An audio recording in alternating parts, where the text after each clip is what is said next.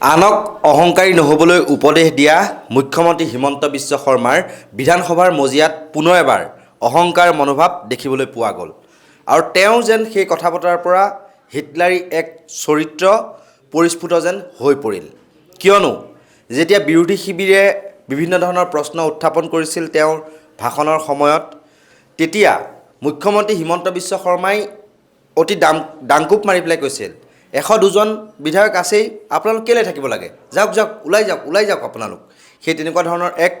মন্তব্য কৰিছিল। ঠিক একেদৰে বিধানসভাৰ অধ্যক্ষগৰাকীৰো পক্ষপাতিত্বমূলক আচৰণ পোহৰলৈ আহিছিল কালিৰ দিনটোতেই। তেওঁ এক মন্তব্য কৰিলে যে এনেকৈ আপোনালোকে চিঞৰ বাখৰ কৰি থাকে বা এনেকৈ হুলস্থুল কৰি থাকে বা চৰকাৰক প্ৰশ্ন অৱতাৰণা কৰে বাবেই আপোনালোকে এইবাৰ আসন কমকৈ পালে, সেই তেনেকুৱা ধৰণৰ বা হাৰি থাকে আপোনালোক, সেই তেনেকুৱা ধৰণৰ মন্তব্য কৰিলে। গণতন্ত্ৰৰ বাবে এয়া নিশ্চয়কৈ এক অশুভ চিহ্ন। আৰু এই সন্দৰ্ভত মুখ্য সম্পাদক পৰেশ মালাকাৰ ডাঙৰীয়াই তেওঁৰ দৃষ্টিভংগী আগবঢ়াব। আৰু এই সন্দৰ্ভত আপুনি কি ক'ব? সমগ্ৰ বিষয় যিহেতু আপুনি অৱগত হৈছে, সমগ্ৰ বিষয়টো সন্দৰ্ভত আপোনাৰ দৃষ্টিভংগী। আচলতে কৈ থকা কথা কিছুমানকে ক'ব লগা হৈছে, কিন্তু উপায় নাই, পৰিৱেশটো যিহেতু তেনেকুৱাই। বিধানসভা বা সংসদত যোৱা সময়ছোৱাত বিধানসভা বা সংসদৰ যি গৰিমা, তাৰ যিটো মান, সি কেনেকুৱাকৈ তললৈ নামি আহিছে, অৱনমিত হৈছে, সেই কথাটো আমি যোৱা কেইবছৰমান ধৰি সেইটো লক্ষ্য কৰি আহিছোঁ। এইটো লক্ষ্য কৰিছোঁ যে সদনত, লোকসভাত যেতিয়া বিৰোধী সদস্যই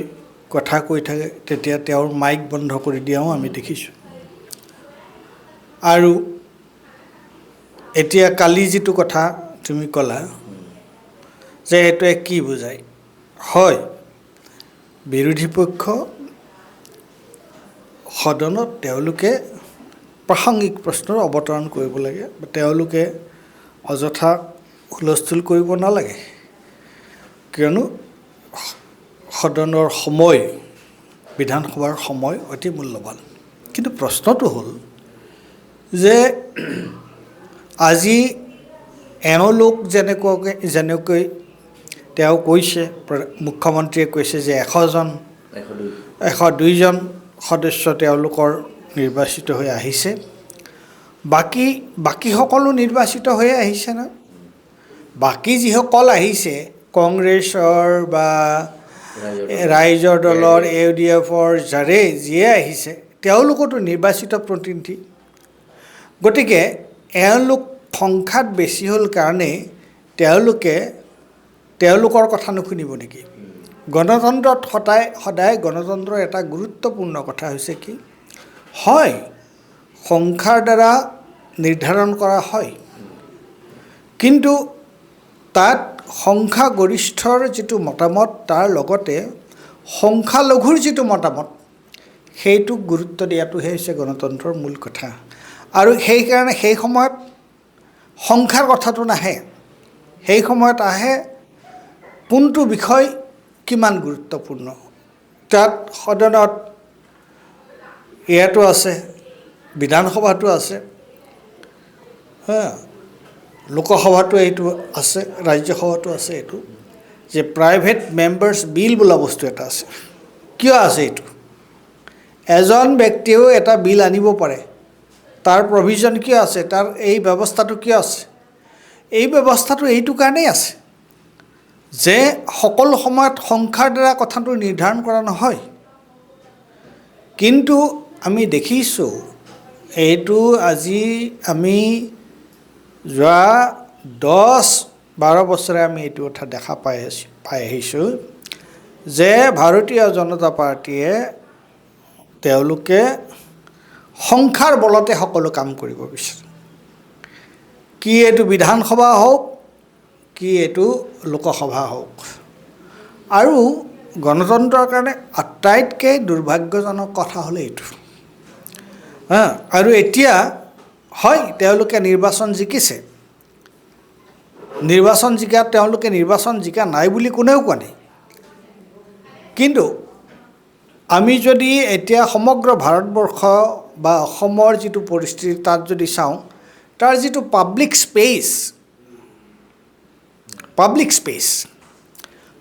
স্পেচত ৰাজহুৱা যিটো ৰাজহুৱা পাব্লিক স্পেচ বুলি ক'লে কি বুলি কোৱা যায় পাব্লিক স্পেচ মানে হৈছে কি যে ৰাজহুৱা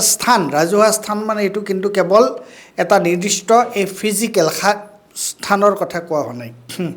ৰাজহুৱা স্থানটো চাৰিওফালে বিয়পি আছে গতিকে সেই ৰাজহুৱা স্থানত পাব্লিক স্পেচত বিজেপিৰ ভাৱমূৰ্তিটো কি এতিয়া সেইটো তেওঁলোকে জনা উচিত হয় সংখ্যা তেওঁলোকৰ লগত আছে তাত কোনেও সেই কথাটো ডিমত প্ৰকাশ নকৰে কিন্তু ৰাইজৰ যিটো বিবেকী যিসকল ব্যক্তি বা যিটো বিবেকৰ কথা কওঁ বিবেচনাৰ কথা কওঁ তাত তেওঁলোকৰ মূল্যটো কিমান আছে আজি যিটো সমগ্ৰ ভাৰতবৰ্ষৰ যিটো পৰিস্থিতি হৈছে মূল্যবৃদ্ধিকে আদি কৰি তাত কি অৱস্থাত আছে তাত ৰাইজে কি কৈছে সাধাৰণভাৱে ৰাইজে কি কৰিছে সেই কথাটো ওলাই কৰা উচিত কথা নহয় গতিকে সংখ্যাৰ বলতে হয় তেওঁলোকে সংখ্যাৰ বলত এতিয়া ৰণ জিকি আছে কিন্তু এই যিটো জনমত আৰু তাৰ ক্ষেত্ৰতো মই যিটো আৰম্ভণিৰে কোৱা কথাটো মই আকৌ কওঁ যে তেওঁলোকে যেনেকৈ 102জন সদস্য তেওঁলোকে বিভিন্ন সমষ্টিৰ পৰা জয়ী হৈ আহিছে বাকী সকলো কিন্তু জয়ী হৈ আহিছে গতিকে তেওঁলোকৰ কথা শুনাটো তেওঁলোকৰ কথাক সন্মান সহকাৰে শুনাটো তেওঁলোকৰ কৰ্তব্য আৰু মই ক'ম যে মাননীয় অধ্যক্ষৰ মহোদয়ৰ যি বক্তব্য সেইটো আচলতে আনকল্ড ফৰ এইটো অবাঞ্ছিত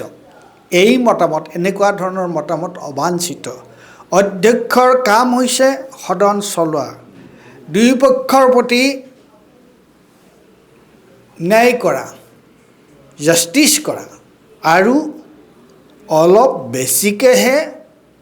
বিৰোধীক সময় দিয়া সেই যিটো প্ৰিন্সিপল সেই যিটো নীতি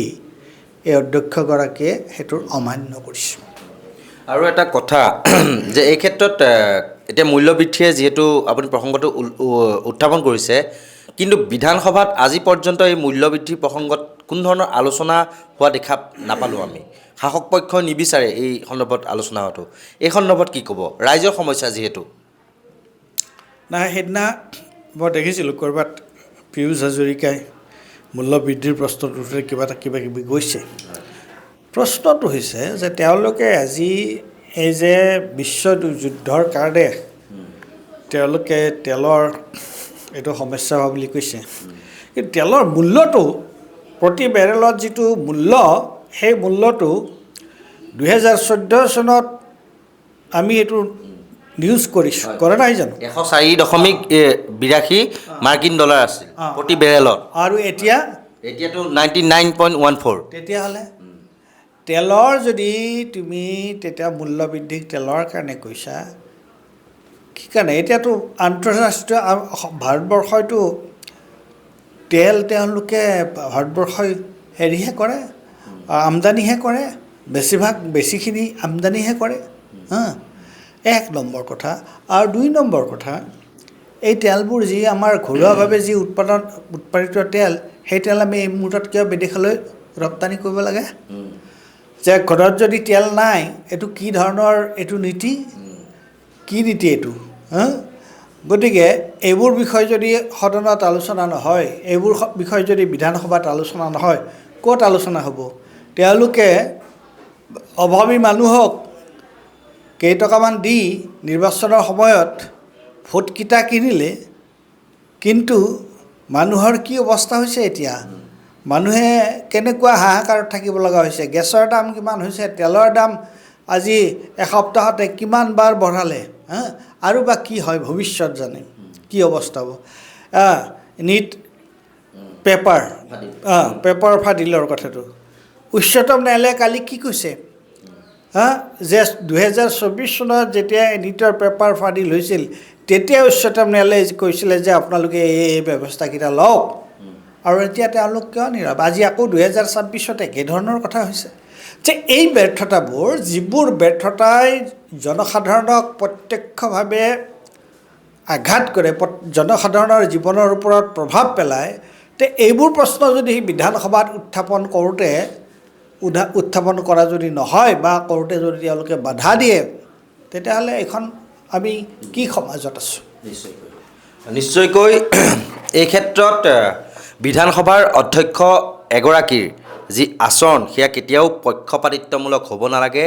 তেওঁ যদিহে পাৰে মুখ্য সম্পাদক পৰেশ মালাকাৰ ডাঙৰীয়াই কোৱাৰ দৰে বিৰোধী যিসকল বিধায়ক তেওঁলোকক অলপ সময় বেছিকৈ দিবহে লাগে আচলতে যিহেতু তেওঁলোকৰ হাতত সময়